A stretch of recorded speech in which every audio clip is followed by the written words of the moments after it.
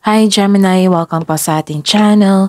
At ito ang inyong monthly tarot reading for December 1 to 15, 2024, first half of the month. Gemini, please be reminded kung naka-resonate kayo, comment down. Kung hindi kayo naka-resonate, ibigay niyo po sa iba kasi channel reading po ito. This is for you, Gemini, ngayon December 1 to 15, 2024.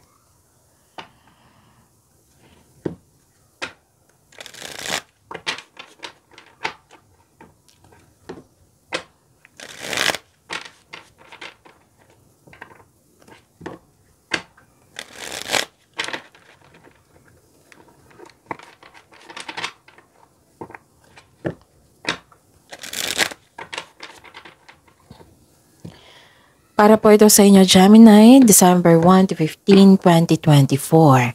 Maraming salamat po sa inyong patuloy na suporta at maraming salamat din po sa mga hindi nag-skip ng ads. Gamitin ang reading na ito bilang gabay lamang sa mga hindi pa nag-subscribe. Subscribe na po kayo at click bell notification para malaman nyo na may bago tayong video. Para sa mga gustong magpa-reading po, may lumabas dyan sa screen nyo ngayon. Panoorin nyo po at sundin ang instruction. Calling the attention sa mga suki ko dito na Gemini. Open na po inyong monthly tarot reading for December 2024. May 6 months from now reading tayo at love life reading po. So message me, Gemini, for schedule. Maraming salamat po. Spirits guide, mga ganap po. Ngayon December 1 to 15, 2024 para po kay Gemini. I need 3 cards po.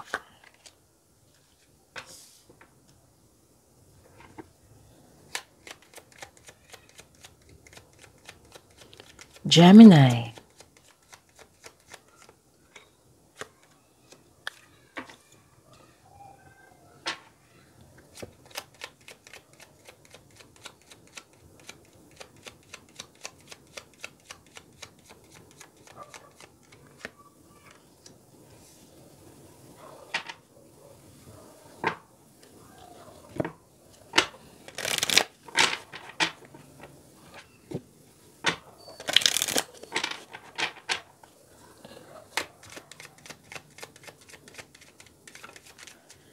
Spirits Guide, mga mensahe po para kay Gemini ngayong December 1 to 15, 2024.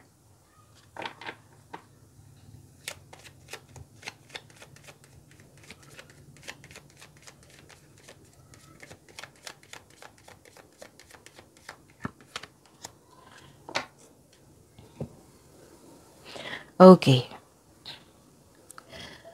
Gemini, ngayon December 1 to 15, 2024, may biglaang pagbabago po dito. May nisikaso kayo sa malaking building. May concern din kayo na sa isang tao na mataas ang ego, mahirap kausap. Pwede din na gusto mong mapag-isa para makapag-isip, para makapag-re-energize. May biglaang pagbabago. Nakita ko rin dito na may dumating na opportunities na kailangan mong bigyan ng atensyon, bigyan ng pagpaplano para makagawa kayo ng best choices, best decision. Kailangan yung pumili eh. Tapos mag-ingat lang kayo kasi may nakikita akong taong hindi totoo sa inyo. Pwede din na siya yung tuto sa inyong desisyon, plano, ideas. Pwedeng rivalry nyo ito. Pwedeng may taong nagsinungaling sa inyo. Pwede din may concern sa third party. Okay, mag-ingat po sa kanya kasi itong taong ito ay tuso, mandaraya, sinungaling.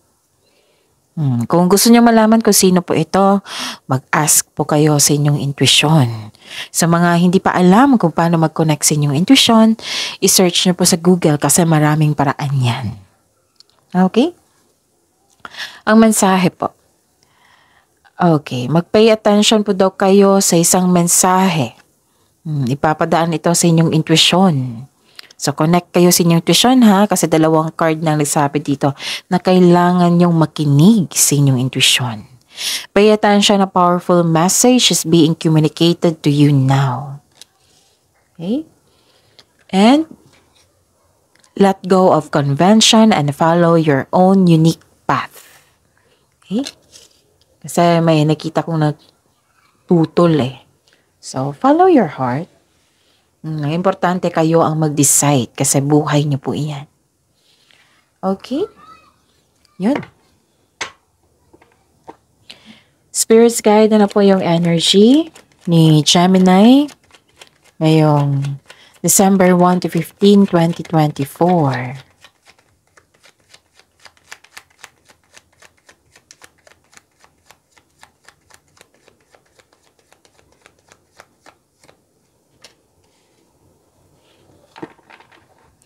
And the clarification of this card po. Okay, kunin ko to. Okay. Remember, Gemini, at the end of the day, alam mo na ikaw lang taong may kakayahan at responsable na gumawa ng sarili mong katotohanan at kinabukasan. So, Gemini, ano yung energy mo ngayon? Ngayon, December 1 to 15, 2024. Nagkaroon kayo ng hesitation. Meaning to say, hindi pa kayo nagkaroon ng konkretong plano. Miss Job, may plano na naman ako eh. So, meaning to say, hindi po yan konkretong plano kasi nakita ko dito na hindi ka confident. Nagkaroon ka ng hesitation. Maaring hindi ka pa handa. Or natatakot ka sa changes. Huwag kayong matakot sa changes. Okay? Changes. May matutunan tayo dyan. For me, changes is chances. Okay? Rather than na nagkaroon kayo ng alinlangan kasi may gagawin kayong isang bagay na wala pa kayong experience. Ganun. Matalino naman kayo, Gemini. Isaliksik mo lang yan. Mag-research lang kayo.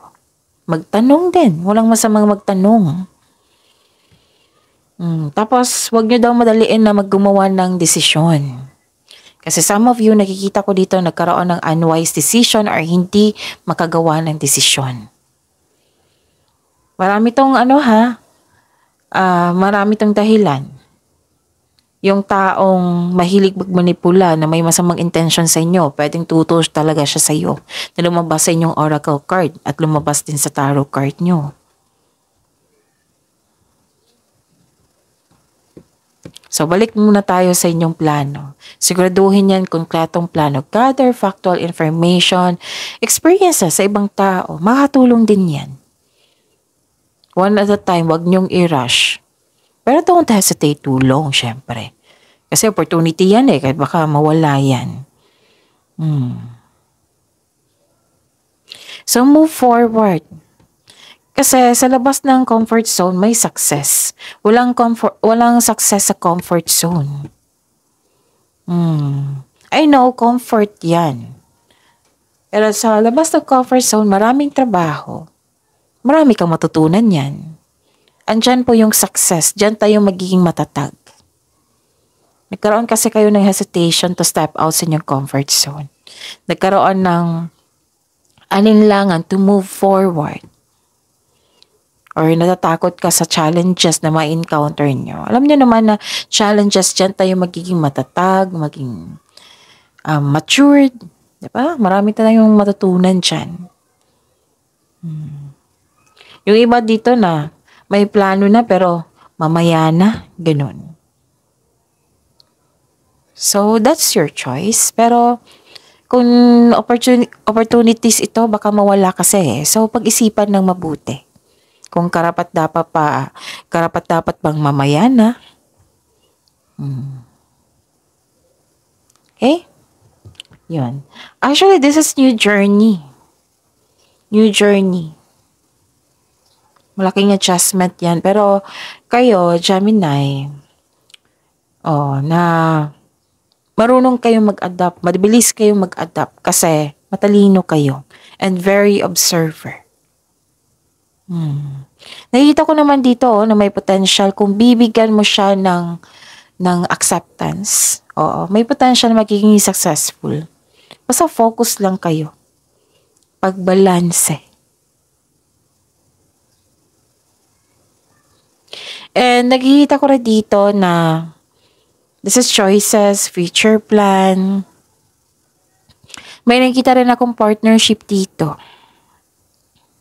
May ambition o idea ang gustong gawin. This card asks you na magawa ng mga plano para sa hinaharap. Mag-ingat po daw kayo sa pagiging mainipin. Supportive yung isang tao sa iyo. Pwedeng partner mo ito or partnership sa negosyo. Tutulungan ka ng taong ito na lumago sa mga bago. Okay? So, listen to your intuition and it will guide you sa iyong malaking desisyon. Kasi ang intuition, siya yung magsasabi na may taong hindi totoo sa inyo. Siya yung magsasabi na yung may nangyari na hindi mo alam, siya din yung magsasabi na may nangyari. Siya din yung magsasabi kung anong yung next step mo.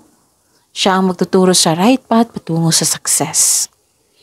Ang ganda nga Gemini. Nakita ko dito na ang iyong buhay ay patuloy na yumayabong kapag sinunod mo yung desisyon mo, yung plano mo, konkretong plano, at marunong ka makinig sa inyong intuition at malakas ang inyong faith sa universe. So mag-explore ka dito ng new direction. Yes. Okay? Yun. Spirits guide. Career and money po ni Gemini ngayong December 1 to 15, 2024.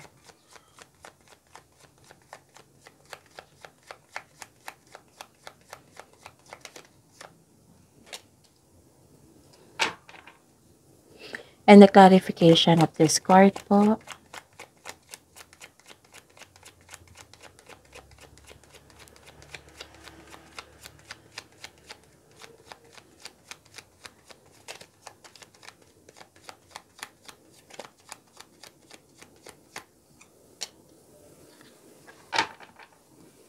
Okay. Anong ganap sa inyong career? Gemini. Okay.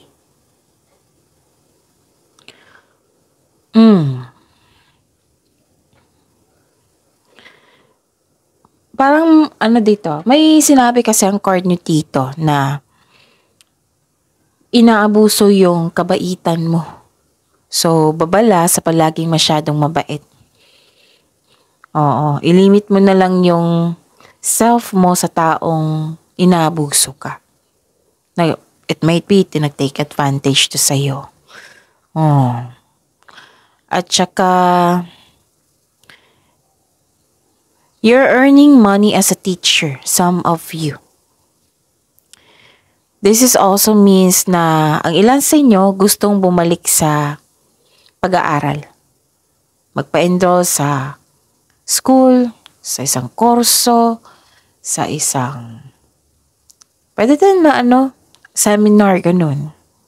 Basta gumagawa kayo ng paraan dito para mag-level up kayo. Pwedeng masteral ito, pwedeng board exam.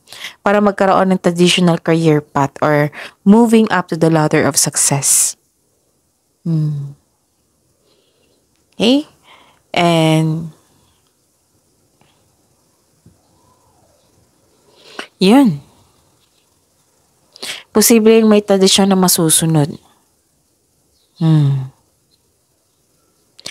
Ang ganda ng connection dito sa isang teacher at student or sa mga mentor nyo, advisor. Nakikita ko dito nakikinig kayo sa kanya kasi marami kang natutunan sa kanya. Okay? So, yun. Ano pa? Nakikita ko rin dito na same pa rin to This is a repeating message, meaning to say, pinupush yan ng card sa inyo. Na kailangan nyo bigyan ng atensyon na kung maaari, bigyan nyo po ng solusyon at aksyon. Na hindi ka mapakali. Parang mainit ang ulo mo dito nang dahil sa delay. Nang dahil sa hinihintay mong mensahe.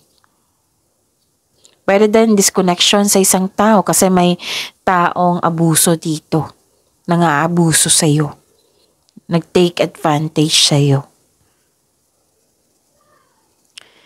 So, delays and misunderstanding are part of our life. Hindi ito ang sign na mag-give up ka. Delays is maraming dahilan yan.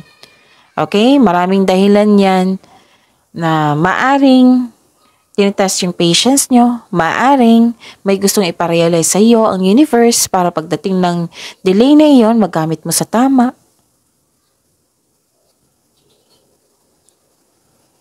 May sabi dito na mag-ingat kayo sa manloloko. Nasa career and money mo. Lumabas siya sa oracle nyo, 'di ba? Yung manloloko, tuso, sinungaling, mandaraya, may tutol, mahilig siyang magmanipula para hindi matuloy yung desisyon mo. Andito po siya sa tarot card nyo rin. Mag-ingat kayo sa kanya kasi may masama siyang intention sa iyo. So, ipag-prayin nyo na ilayo tong masamang, na hindi matuloy tong masamang gawain niya, binabalak niya. Okay? Kaya nga may sabi dito na pay attention talaga sa mensahe, makinig kayo sa inyong intuition. Para malaman nyo rin kung sino iyan. Malalaman mo yan sa pag-uugali pa lang. May hilig manipula. Hihilahin ka niya pababa.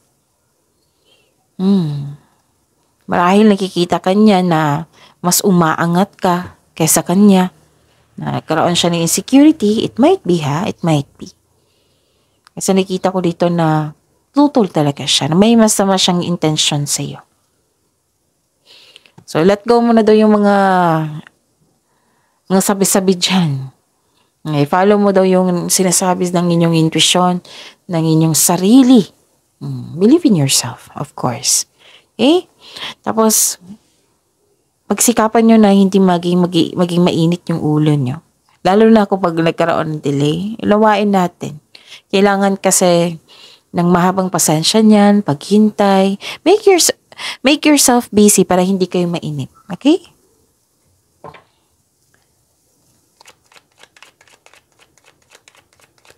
Spirit's Guide, Love Life, Self-Love, Partnership, and Romance ni Gemini ngayong December 1 to 15, 2024.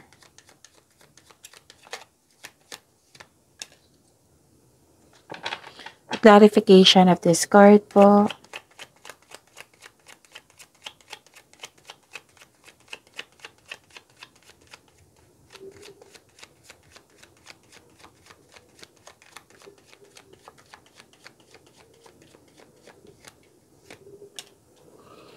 Okay. Maraming salamat po sa patuloy na tiwala sa suporta sa ating channel. At maraming salamat din po sa mga hindi nag-skip ng ads. Okay. May nakita ko ditong disappointed ka sa isang tao. Kasi may expectation ka sa kanya. May high hopes at expectation ka sa kanya na hindi na nabigay.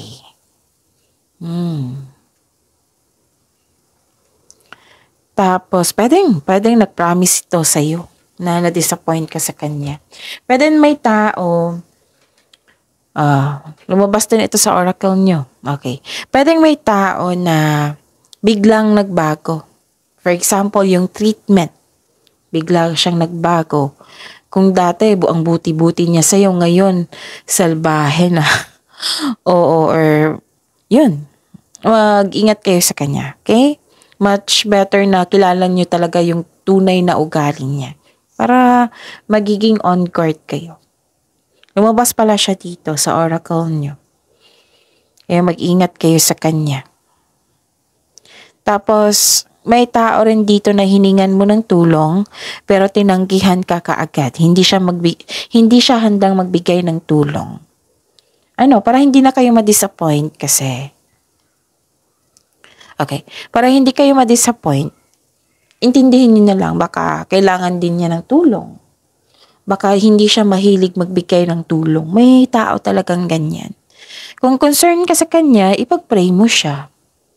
That is the most powerful thing to do. I-pray nyo, tapos isuko nyo yung disappointment nyo, yung worries nyo, yung stress nyo kay God. Hingi kayo ng divine assistance. Okay? Baka may kailangan din niya ng tulong. Baka hindi siya mahilig magbigay ng tulong. So, we have to respect ang kanyang desisyon. Huwag na lang natin pilitin kasi baka masaktan pa tayo. Diba? So, yun. Ano pa? Nakita ko rin dito na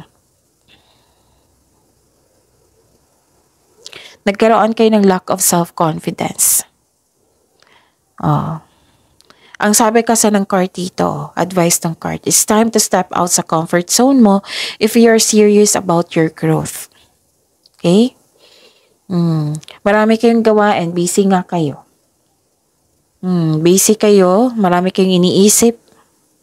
So, allow yourself na mag-rest para ma-re-energize ka at ganado ka na ulit sa pagbalik mo. Don't push yourself so hard. Kakampi niyo po yung sarili niyo. Lumabas siya dito, diba? Yung sabi ko kanina sa oracle niyo na gusto niyo magkaroon ng isolation, mapag-isa para makapag-isip. Andito rin. Okay? So, yun. Pagyamanin niyo yung blessings sa binigay sa inyo, Gemini. See you tomorrow. Please like, subscribe, and click the button for notification para updated po kayo sa daily tarot reading natin. Maraming salamat po.